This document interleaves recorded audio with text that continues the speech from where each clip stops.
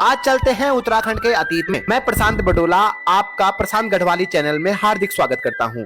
उत्तराखंड के इतिहास की बात करें तो उत्तराखंड का प्रथम उल्लेख ऋग्वेद में मिलता है, जिसमें देवभूमि और मनुष्यों की पूर्ण भूमि शब्द का प्रयोग किया गया है।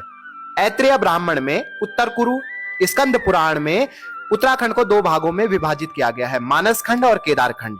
मानसखंड वर्तमान का कुमाऊं और केदारखंड गढ़वाल क्षेत्र है। इन दोनों को नंदा देवी पर्वत चोटी विभाजित करती हैं। पुराणों में उत्तराखंड को खसदेश, ब्रह्मपुर, उत्तरखंड इत्यादि नामों से संबोधित किया गया है।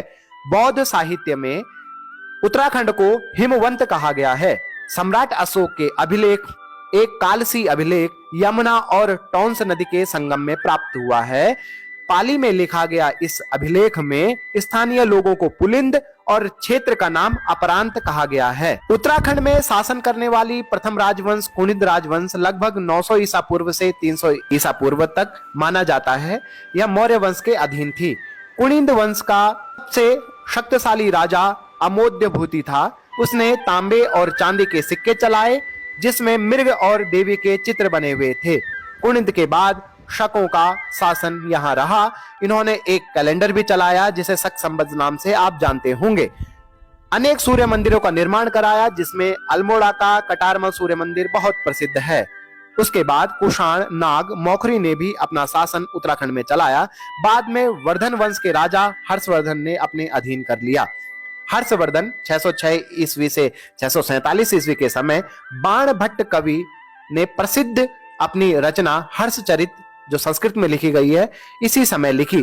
चीनी यात्री वेनसांग भी इसी समय उत्तराखंड आया। उसने अपनी पुस्तक सी यू की में उत्तराखंड को पोलीहीमोपू और हरिद्वार को मोयूलो कहा। हर्षचरित में उत्तराखंड को ब्रह्मपुर और हरिद्वार को मयूरपुर कहा गया है।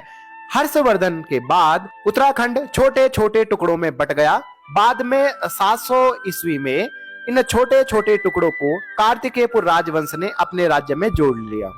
प्रारंभिक 300 सालों तक चमोली जोशीमठ के कार्तिकेयपुर में इनकी अपनी राजधानी थी, लेकिन गढ़वाल में परवार वंश के उदय होने के कारण इन्होंने अपनी राजधानी कुमाऊं के अल्मोड़ा बागेश्वर बैजनाथ में स्थित कत्यूरी घाटी में अपनी राजधानी परिवर्तन कर दी।